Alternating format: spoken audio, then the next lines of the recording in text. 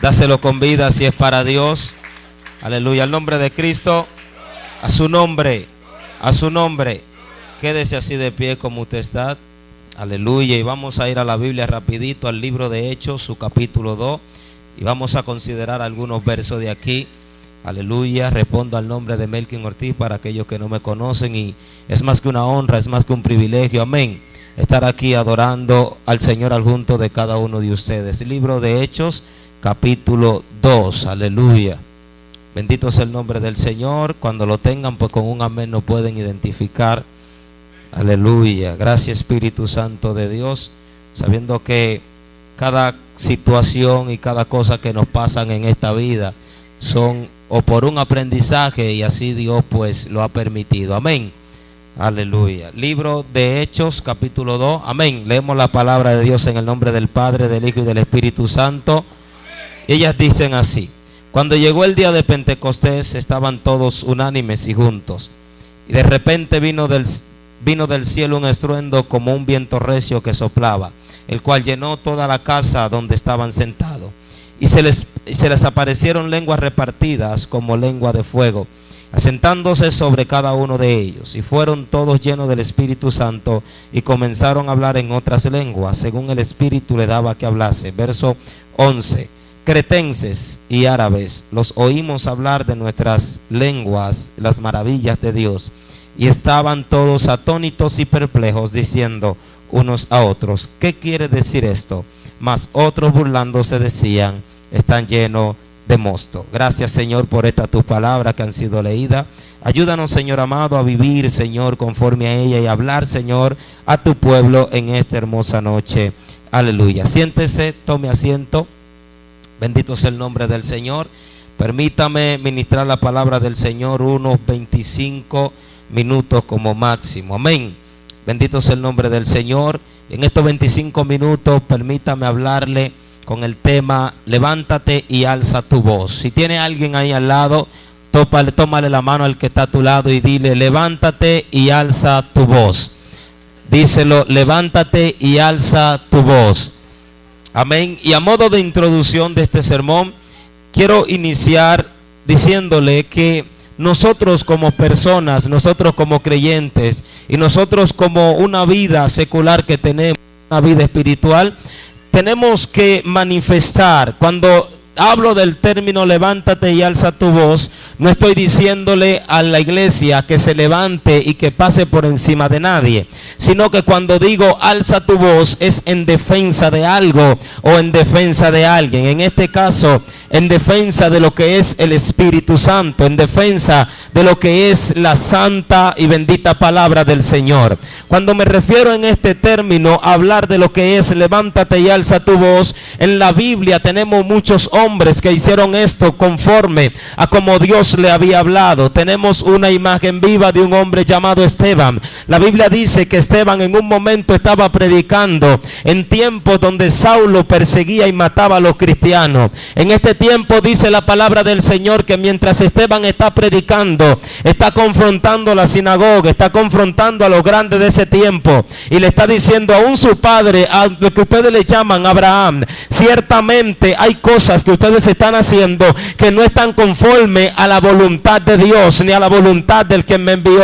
A lo que estos hombres comienzan a apedrear a Esteban, a lo que estos hombres comienzan a decir: no, pero lo que tú estás diciendo va en contra de lo que nosotros hemos entendido, lo que la ley nos ha enseñado. Por eso es que nosotros nos vamos a dar cuenta que muchas veces, aunque el sistema esté bien, no quiere decir que las cosas que está haciendo el sistema están bien, porque el sistema va a ir conforme a su beneficio. El sistema siempre va a ir conforme a lo que desea, mas sin embargo nosotros no nos regimos con nosotros, sino que nos regimos por lo que el Espíritu Santo ha de entregarnos. Por eso es que la Biblia dice, hablando en un momento Pablo dice: ya no vivo yo, sino que Cristo vive en mí. Gloria a Jesús.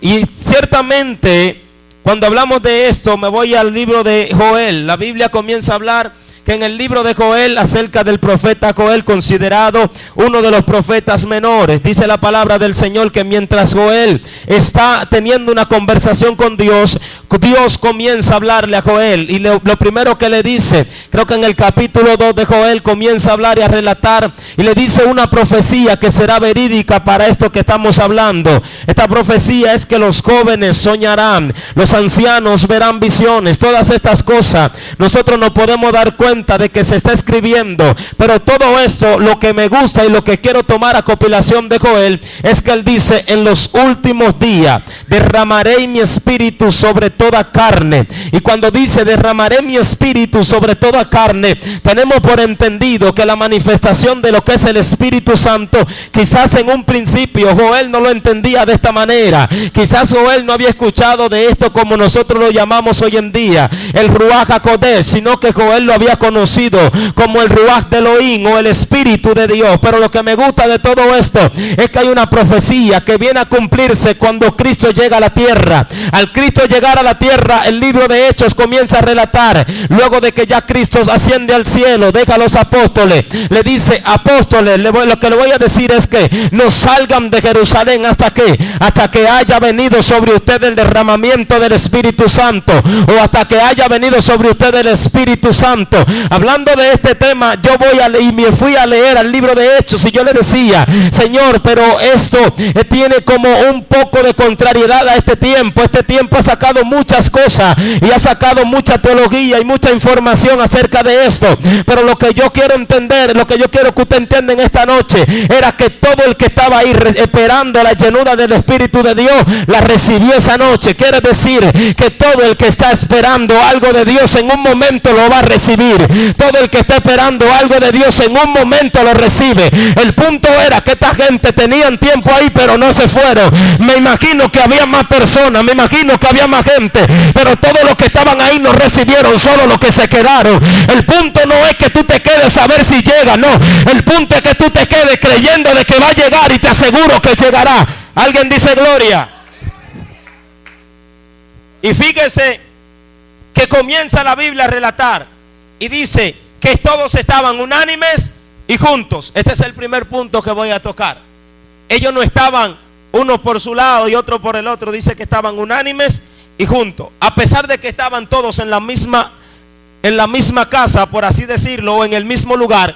Todos estaban a un solo pensamiento. Todos estaban pensando en una sola llegada, en un solo advenimiento. Muchos historiadores dicen que solamente estaban los 12. Otros dicen que habían 120. Otros dicen que había más. No, eso no es lo que quiero sacar a conclusión en este momento, sino hacerle entender que quienes estaban ahí esperando esa llegada pudieron recibir esa llegada. Por eso dice la Biblia que cuando estando ellos unánimes y juntos, Dios me da a entender algo, y es que Dios no desciende sobre gente que aunque estén juntos pero su mente no esté conectada. En pocas palabras quiere decir que cuando el pueblo, aparte de estar todos congregados en un mismo lugar, su visión es una misma visión, Dios hace su entrada. ¿Cómo es esto?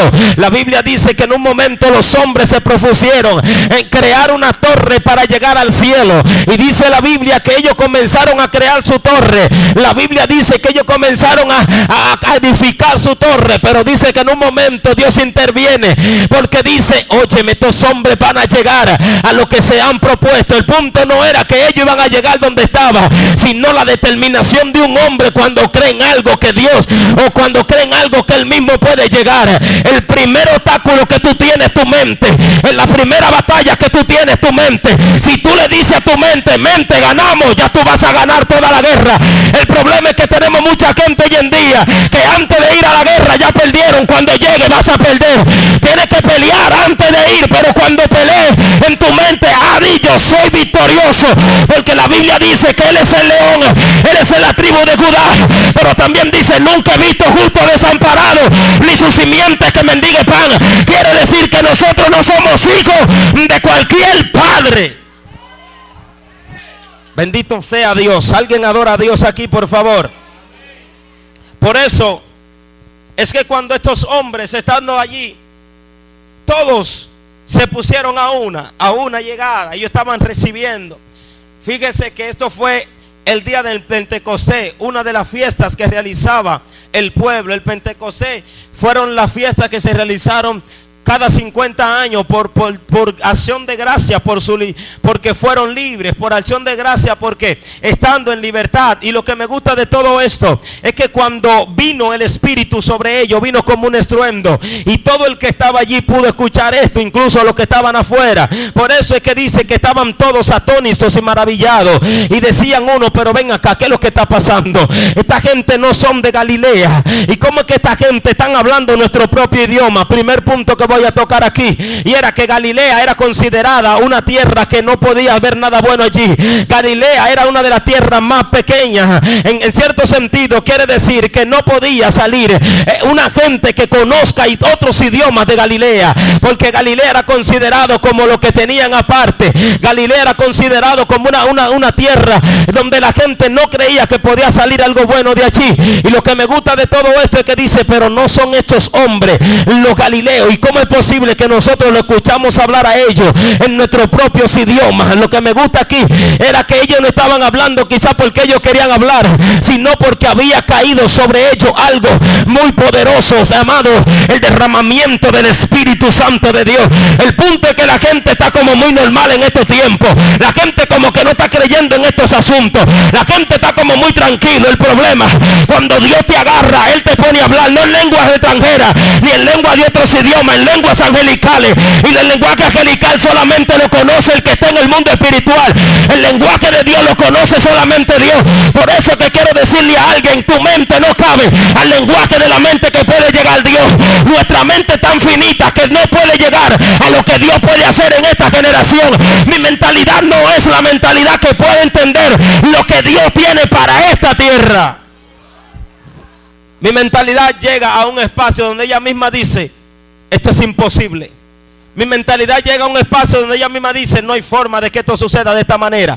Mi mentalidad llega donde ella misma dice: no, es que no puede suceder, no puede acontecer esto. Pero el punto es que yo no puedo limitar a Dios a mi mentalidad, porque mi mentalidad no llega ni a un cc de lo que es la mente de Dios. Por eso es que cuando algo antes de materializarse llegó a la mente de alguien, y ese alguien dijo: esto es como imposible. Tú no te estás dando cuenta que las personas que tienen hoy en día empresas grandísimas dijeron: yo comencé sin saber que esto iba a ser así. No te das cuenta que las personas que tienen un legado grande, que tienen este asunto de generación en generaciones, ellos comenzaron a ver escritos de antepasados y decían: no pensábamos que esto iba a perdurar tanto, no pensábamos que esto iba a durar tanto. Por eso es que vengo a decirle a alguien en esta noche que levántate, alza tu voz y comienza a defender lo que Dios te entregó. Vamos, levántate tu voz y comienza a decir: lo que Dios me entregó no lo voy a tirar por nadie. Hay que ser guapo para defender este evangelio, hay que ser valiente para defender este evangelio. No todo el que está allá, amado, no todo el que está en esta tierra está apto para defender el evangelio. Tiene que tener coraje para poder decir: al pan y al vino vino. Ay. La Biblia dice que en los últimos tiempos a lo malo lo llamarán bueno y lo bueno malo. Tú tienes que tú tienes que tener los pantalones y la falda bien puesta para tú decirle al diablo: diablo, sal de los cuerpos. No cualquiera carga integridad, no cualquiera carga no cualquiera carga candela para poder decirle a Satanás que se vaya de donde el lugar donde no tiene que estar. Por eso, cuando estos hombres vieron esto, unos decían: ¿qué quiere decir este asunto? Pero otros decían: esta gente está lleno de mosto. ¿Sabe lo que significa esta frase? Esta gente tan borracho, esta gente tan ebrio, esta gente estaban bebiendo. Por eso es que están haciendo cosas. Fíjese que según la filosofía en la antigüedad se decía que cuando un filósofo iba a una gran audiencia o que quería entrar para poder concebir cosas extraordinarias, estas personas o se embriagaban o tomaban sustancias, quiere decir sustancias alucinógenas. Esto quiere decir que estas personas entraban como en un plano de embriaguez y soltaban como su cuerpo presente y entraban a un mundo que era el mundo espiritual, por así decirlo. Por eso es que usted se da cuenta, por eso mundo espiritual. Los satanistas también acceden al mundo espiritual. Los curanderos acceden al mundo espiritual. Nosotros no estamos peleando con lo que vemos. Por eso dice la Biblia en Efesios: nuestra lucha no es contra carne ni sangre, sino contra potestades, contra huestes espirituales que gobiernan las regiones celestes. Quiere decir que lo que tú estás viendo, tú no entras al mundo espiritual por tu querer entrar al mundo espiritual. Tú no tienes la llenura del Espíritu Santo porque tú eres lindo ni porque tú eres aquello. No. Lo que tú tienes, porque para algo tú lo vas a utilizar.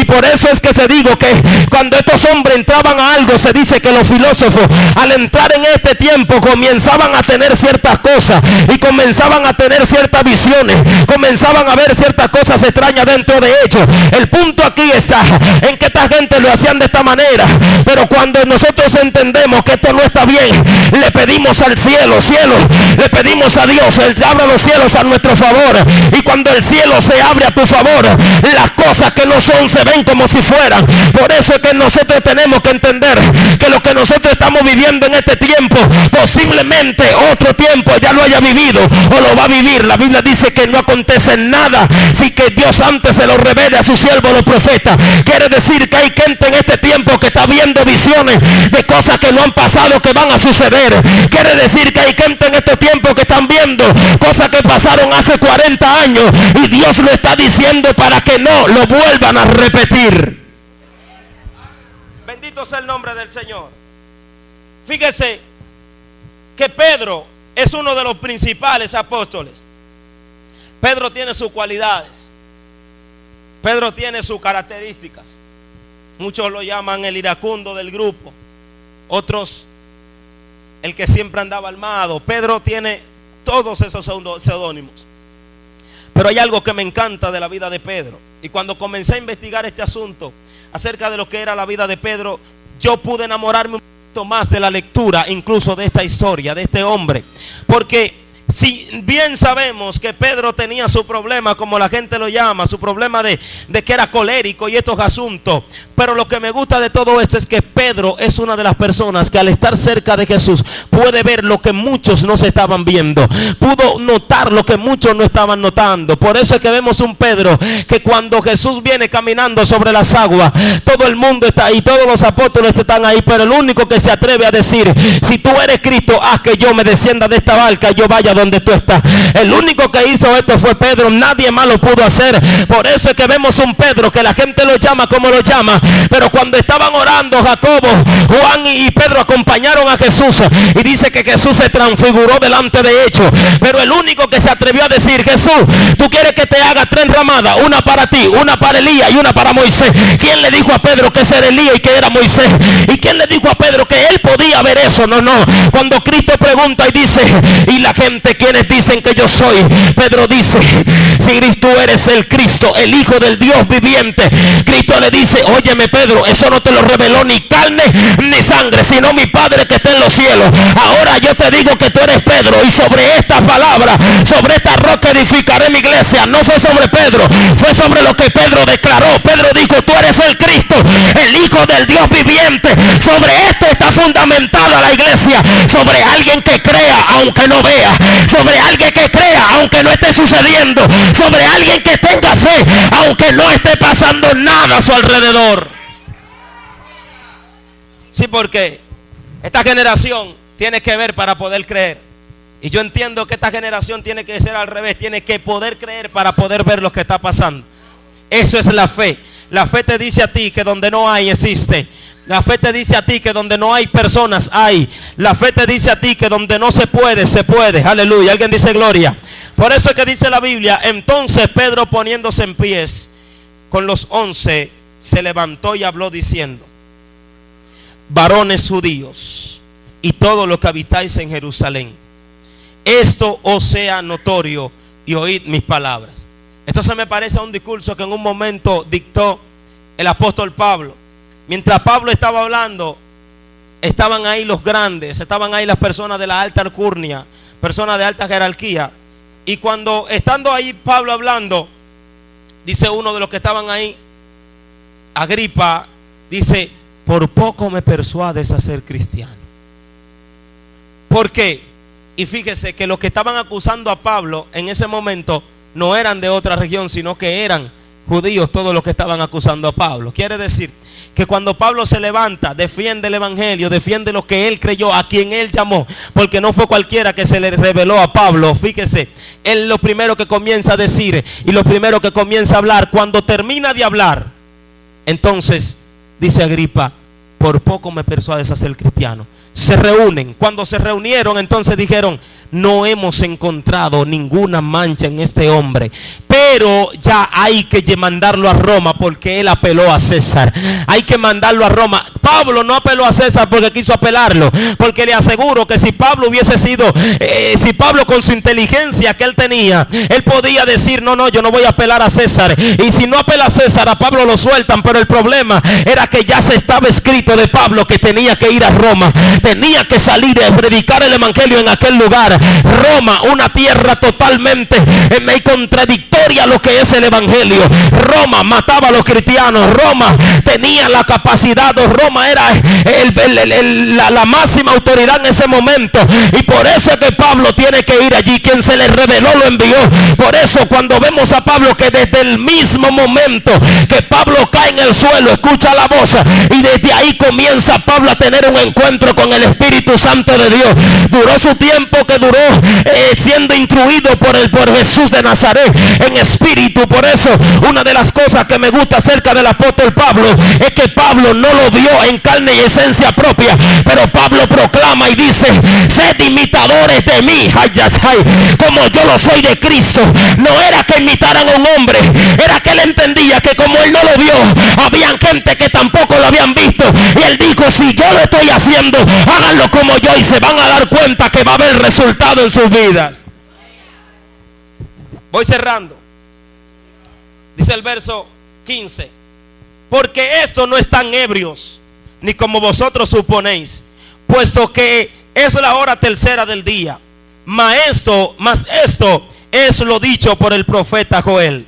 Y en los postreros días, dice Dios, derramaré mi espíritu sobre toda carne, y vuestros hijos y vuestras hijas profetizarán, vuestros jóvenes verán visiones, y vuestros ancianos soñarán sueños. Y de cierto sobre mi siervo y sobre mi sierva en aquellos días derramaré mi espíritu, y profetizarán, y darán prodigios arriba en el cielo, y señales en la tierra, sangre y fuego y vapor de humo. El sol se convertirá en tiniebla, en la luna en sangre, antes de que venga el día del Señor grande y manifiesto, y todo aquel que invocar el nombre del Señor será salvo. Dice el verso 22: varones israelitas, oíd esta palabra: Jesús de Nazareno, varón aprobado por Dios entre todas las maravillas, prodigios y señales que Dios hizo entre vosotros por medio de él, y vosotros mismos sabéis. A ese entregado por el determinado consejo y anticipado conocimiento de Dios prendisteis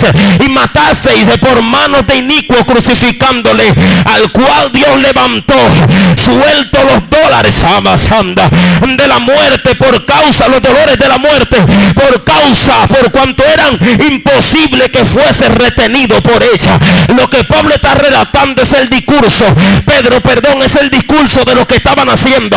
Por eso la Biblia dice en Isaías: mas él herido fue por nuestras rebeliones, el castigo de el castigo de tu muerte, el castigo de tu culpa fue sobre él, y por sus llagas fuimos nosotros curados. Quiere decir que nosotros tenemos redención cuando merecíamos estar muertos. La Biblia es clara, dice Romanos, que la paga del pecado es que muerte. Por cuanto todos pecaron, están destituidos de la gloria de Dios. Quiere decir que por cada pecado que el hombre cometa, merecía la muerte. El hombre fallaba y tenía que morir. El hombre pecaba y tenía que morir. Ahora Cristo viene a tomar nuestra culpa y le dice: no van a morir ahora, yo voy a morir por ellos. Pero cuando ellos pequen, dice la Biblia que abogado tenemos para con el Padre. Dice la Biblia que tenemos abogado, que es Cristo Jesús. Por eso el mismo David, en un momento, hablando acerca de lo que era la deidad de Cristo, comenzó a hablar y dijo: aquel que fue crucificado y está con nosotros hasta el día de hoy, hasta que ponga mis enemigos por estrado de mis pies. Sepa pues ciertamente que toda la casa de Israel, a quien sirve vosotros crucificasteis, Dios le ha hecho Señor en Cristo. Fíjese, ¿cuál es el discurso de Pedro? El discurso de Pedro es que ellos entiendan que lo que estaba sucediendo no era cosa humana, sino que venía de, como lo llamaban en aquel tiempo, o como lo llaman los científicos, de una fuerza sobrenatural. Le dijo: todo lo que ustedes están viendo está escrito hace muchísimo tiempo. Quizás no estaba escrito como ahora nosotros lo podemos encontrar por capítulo, por versículo, pero le citó donde estaba escrito. Y el pergamino decía esto. Por eso el mensaje de Pedro fue: arrepentíos y bautícense cada uno en el nombre del Señor Jesucristo para el perdón de los pecados, y recibiréis el don del Espíritu Santo, que era lo que ellos tenían como esa incógnita, y decían: ¿por qué esta gente hablan de esta manera? ¿Por qué quizás esta gente brincan de esta manera? ¿Por qué esta gente tienen este tipo de manifestación? Él le dijo: yo les invito a ustedes, para que puedan entender esto, que se bauticen y se arrepientan, y luego entonces van a poder entender, y luego lo que vino sobre ellos va a venir sobre ustedes. Ahora el punto está que cuando ellos escucharon estas cosas, quizás muchos no le creyeron, muchos quizás no sabían ni siquiera lo que estaba sucediendo, pero dice la Biblia que con ese discurso que yo le estoy dando a ustedes, claramente como está en la Biblia, vinieron 13,000 hombres a los pies del Señor Jesucristo. El punto está aquí, y lo que nos está enseñando desde el principio, que el Espíritu Santo no se derrama por derramarse, se derrama para que su evangelio sea multiplicado, se derrama para que el evangelio de Cristo sea prosperado, se derrama para que todo el que está aquí y ya recibió la llenura del Espíritu Santo no se quede en cuatro paredes, salga afuera a las calles a predicar, a pregonar el evangelio santo y bendito. Como decía Juan el Bautista: arrepentíos y convertíos para que sean borrados vuestros pecados. Juan, ¿cuánta gente no vinieron a los pies de Cristo por el mensaje que Juan dictó? Arrepentíos y convertíos para que sean borrados vuestros pecados. Y perseveraban en la doctrina de los apóstoles, en la comunión unos a los otros, en el partimiento del pan y en las oraciones. Y con esto entrego. Nosotros somos seres sociales, seres que no podemos vivir solo. Yo creo que solo nosotros no podemos avanzar ni siquiera 1 kilómetro, según la ciencia, y por eso nos llamamos como sociedad, porque aquella persona que cree que solo puede no va para ningún lado. Por eso hay un adagio por ahí que dice que nadie tiene tanto para no necesitar, y otros tampoco para no poder dar. Quiere decir que nosotros, siendo hijos de Dios, en el principio, cuando se comenzó a dictaminar la creación, el Padre dijo: hagamos al hombre conforme a nuestra imagen y semejanza. Entonces, si nos unimos, vamos a poder combatir todo lo que venga en contra de nosotros. Si nos unimos en la plena comunión del Señor y en la oración, créame que no va a haber fuerza extraña que quiera derribar, que pueda derribarnos. Van a intentar, sí, porque cuando algo se está haciendo para Dios, el enemigo siempre va a querer levantarse.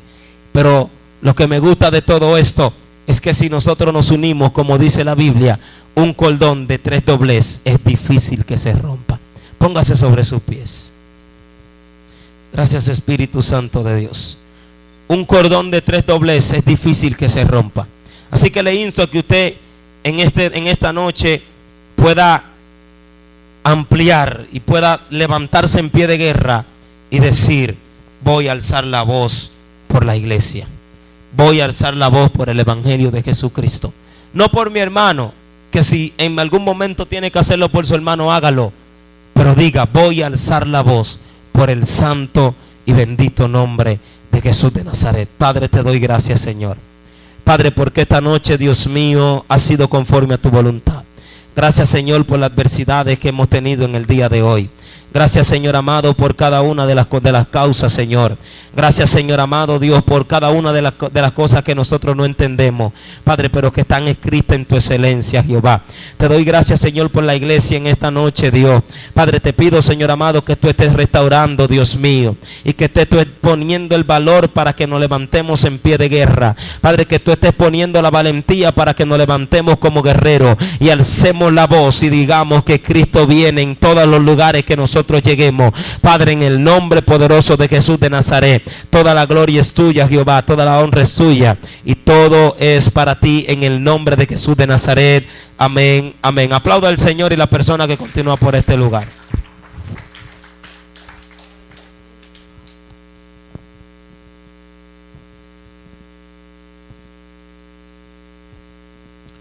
Poderoso mensaje el que hemos recibido en esta noche. Vamos a despedirnos dando gracias al Señor por este tiempo tan edificante. Mañana tenemos nuestro culto acostumbrado. En el caso nuestro también le invitamos a participar un rato después del culto en la funeraria. Allí estamos consolando, ¿verdad? Y escuchando a amigos, pastores y hermanos por el fallecimiento de la pastora Adelina Marte, mi abuela. Así que el entierro será a las 2 de la tarde. Así que los que después del culto puedan pasar por allá o antes, pues bien les recibiremos. Vamos a despedirnos. Señor, gracias por este tiempo. Gracias, Señor.